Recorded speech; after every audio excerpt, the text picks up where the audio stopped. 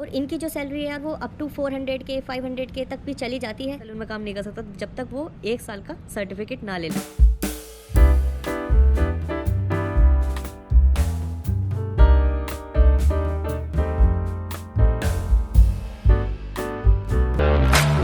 Hello everyone, welcome back to my YouTube channel. तो कैसे हो मेरे यूट्यूब वीडियोस के चाहने वालों, आप सभी को जय श्री राम।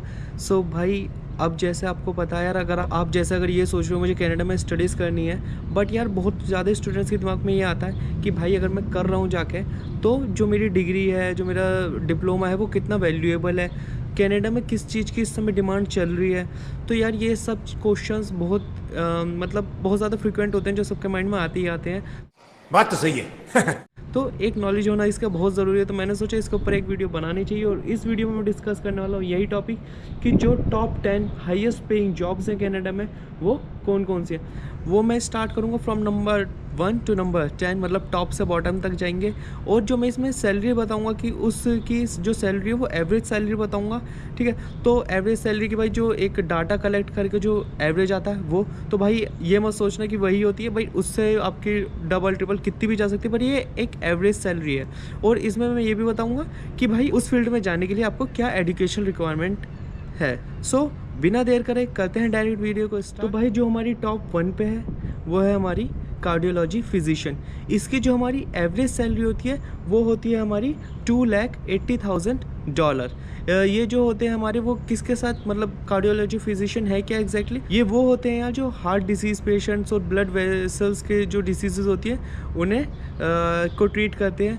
ये हमारे जो होते हैं वो मतलब फिजिकल एग्जाम्स हो गए, ऑर्डर करते हैं भाई टेस्ट से, अलग अलग डाइट बताते हैं, आपको रिकमेंड करते हैं चेंजेस। सो ये हमारी सब कार्डियोलॉजी फिजिशियन में आ जाता है। तो जो हमारे कार्डियोलॉजिस्ट होते हैं वो हमारे बहुत प्राइवेट और पब्लिक हॉस्पिटल्स में काम करते हैं। ये हमारे पूरा आपको लाइफ स्टाइल देते हैं, मतलब पेशेंट्स को ट्रीट भी करते हैं और उन्हें बताते भी हैं कैसे आप अपनी हार्ट डिसीज़ से बच सकते हो। ये इन सब का काम होता है। इसकी जो हमारी एजुकेशनल रिक्वायरमेंट है वो है हमारी बैचलर डिग्री हो गई एक तो आपकी 3 से 4 ईयर्स की। उसके बाद आपका मेडिकल स्कूल का एक कंप्लीशन हो गया, वो भी 4 साल का हो गया। तो एक कंप्लीशन हो गया रेजिडेंसी प्रोग्राम, उसमें लगता है आपको 2 से 3 साल। फिर हो गया आपका कार्डियोलॉजी फेलोशिप का एक कंप्लीशन, उसमें लगता है आपको 3 से 4 साल। तो यार जैसा आपको पता है, अगर आप डॉक्टर की किसी भी फील्ड में जा रहे हो तो उसमें टाइम लगता ही है। तो ये था हमारा नंबर 1 पे। और इनकी जो सैलरी है यार वो अप टू 400 के 500 के तक भी चली जाती है। सो एक बहुत मतलब मेडिकल में तो यार अच्छा खासा पैसा है ही अब जैसा आपको। तो जो सेकंड नंबर पे है हमारा, वो होते हैं हमारे साइकेट्रिस्ट। इनकी जो एवरेज सैलरी है वो होती है हमारी $250,000। ये जो मैं बात कर रहा हूँ कैनेडियन डॉलर में बात कर रहा हूँ। सारे जो हमारे साइकेट्रिस्ट होते हैं, जैसे आपको पता ही हो गया, साइकेट्रिस्ट किसके साथ वर्क करते हैं, मेंटल इलनेस के साथ। ये जो होते हैं वो हमारे या तो इनके खुद के प्राइवेट वर्क करते हैं, प्राइवेट ऑफिस होते हैं इनका, या फिर हॉस्पिटल में या क्लिनिक्स होते हैं। और जो कुछ साइकेट्रिस्ट होते हैं वो हमारे as a researchers at a university भी काम करते हैं। इसके लिए आपको जो एजुकेशन रिक्वायरमेंट है कनाडा में वो है, सबसे पहले तो आपकी होगी बैचलर डिग्री, 3 से 4 साल की बैचलर डिग्री ना रिलेटेड फील्ड, ठीक है। उसके बाद आ गया आपका कंप्लीशन ऑफ मेडिकल स्कूल, जैसा हमारा पहले था 4 ईयर्स का। अब इसमें थर्ड पे जो आएगा हमारा, उसके बाद आप करोगे कंप्लीशन ऑफ साइकेट्रिस्ट रेजिडेंसी। इसमें आपका 5 साल लग जाते हैं, 4 से 5 साल। लास्ट में आपका एक मेडिकल लाइसेंस चाहिए होता है। तो ये थे हमारी नंबर 2 पे। अब जो हमारे नंबर 3 पे आता है वो आता है हमारा डेंटिस्ट्री। इनकी जो एवरेज सैलरी होती है वो होती है हमारी 200K। ये 300 के 400 के तक भी आराम से चली जाती है। भाई जैसा आपको पता होगा कि यहाँ पर डेंटिस्ट का बहुत ज़्यादा खर्चा है। मैं अभी सजेस्ट कर देता हूँ एक चीज़, अगर आप इंडिया से आ रहे हो, आपको दांत में हल्की सी भी दिक्कत है तो इंडिया से करा के आओ भाई। क्योंकि अगर यहाँ पर आपके डेंटिस्ट का कुछ काम कराना है या आई से रिलेटेड कुछ काम कराना है, तो भाई सही बता रहा हूँ, यहाँ पर वही डायलॉग का फिट बैठता है, मत जा तेरा घर जाएगा उसमें। तो भाई करा के आओ इंडिया से, क्योंकि यहाँ पर डेंटिस्ट और इस चीज़ का बहुत ज़्यादा खर्चा है। सो बात करते हैं डेंटिस्ट। आपको पता ही है भाई क्या करता है, ये मोस्टली अपनी प्राइवेट क्लिनिक्स में काम करते हैं। अब इसके लिए जो हमें एजुकेशन रिक्वायरमेंट है वो क्या चाहिए होती है, सबसे पहले तो आपकी एक यूनिवर्सिटी डिग्री हो गई डेंटिस्ट्री में, जो 4 साल की होती है। उसके बाद आपकी एक डॉक्टरल डिग्री आ गई हमारी डेंटल मेडिसिन में, डेंटल सर्जरी में, वो भी हमारी 4 साल की हो गई। देन हमारी डेंटल रेजिडेंसी 2 to 4 ईयर्स, और फिर हमारा लाइसेंस और सर्टिफिकेट। लाइसेंस तो भाई आपको चाहिए ही होता है। यहाँ पर यार एक मैं लड़के को जानता हूँ भाई, वो इंडिया से आया था, उसे वहाँ पर अच्छा खासा हेयर कटिंग का एक्सपीरियंस था, बट उसके बाद भी यहाँ पर आके वो हेयर सैलून में काम नहीं कर सकता जब तक वो 1 साल का सर्टिफिकेट ना ले ले।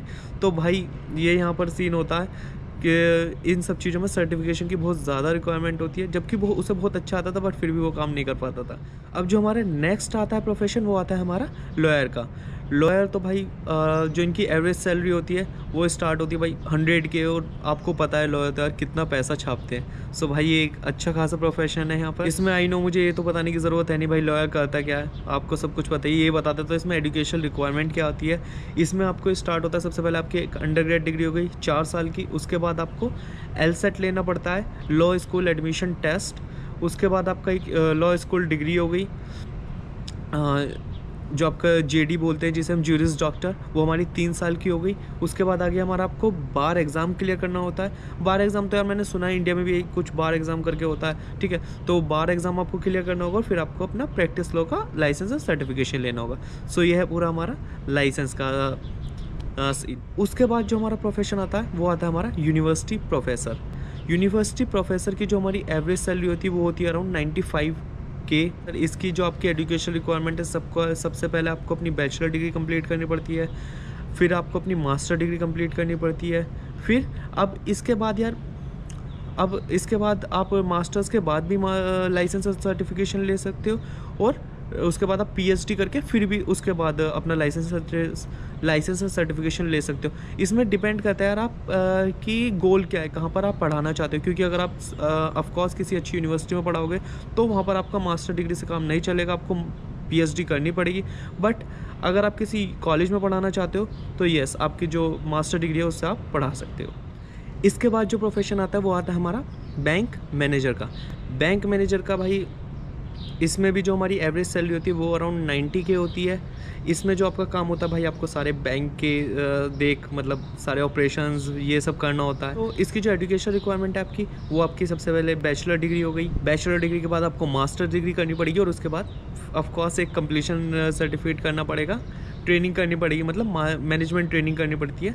सो फिर जाके आप बैंक मैनेजर बन सकते हो। उसके बाद जो आ जाती है हमारी software engineering. Software engineering like इसमें सब कुछ आ जाता है आपका, कंप्यूटर साइंस बोल सकते हो, software developer, software tester, engineer, AI, data analyst.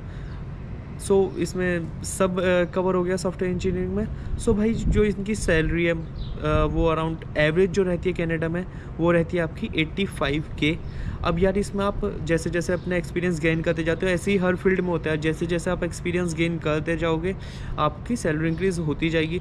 जो यहाँ पर कनाडा में स्टार्ट होती है सैलरी सॉफ्टवेयर डेवलपर की, वो अराउंड 60 to 65 के रहती है स्टार्टिंग सैलरी वो आपकी, बट डिपेंड करती है वो 60 से 90 के बीच में कहीं भी जा सकती है। सो और वो आपको पता है सॉफ्टवेयर डेवलपर की तो एज सच डिमांड रहती है, बट कभी कभी जैसे अभी थोड़ा रिसेशन है मार्केट में, आई वुड से कनाडा और USA में, बट या रिसेशन तो चलता रहता है, थोड़ी मार्केट ऊपर नीचे होती रहती है, बट एट द लाइक कुछ टाइम बाद सब कुछ सही होने वाला है ही, हम सब जानते हैं, ठीक है। तो ये हो गई हमारी सॉफ्टवेयर डेवलपर। जैसे आपको पता है सॉफ्टवेयर डेवलपर तो एक ऐसी पोजीशन हो गई, एक ऐसा प्रोफेशन हो गया कि भाई उसमें आज रिसेशन है कल ऊपर जाएगा, क्योंकि AI सब कुछ इतना ग्रो कर रहे हैं यार।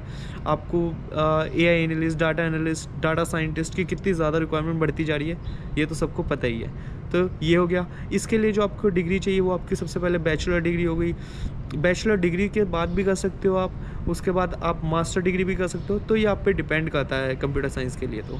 और इसमें मैं एक अलग से वीडियो बनाने वाला हूँ कि बेस्ट कॉलेजेस या यूनिवर्सिटीज़ जो हैं हमारी कंप्यूटर साइंस डिग्री के लिए, डेंटिस्ट की डिग्री के लिए, आपके लॉ के लिए।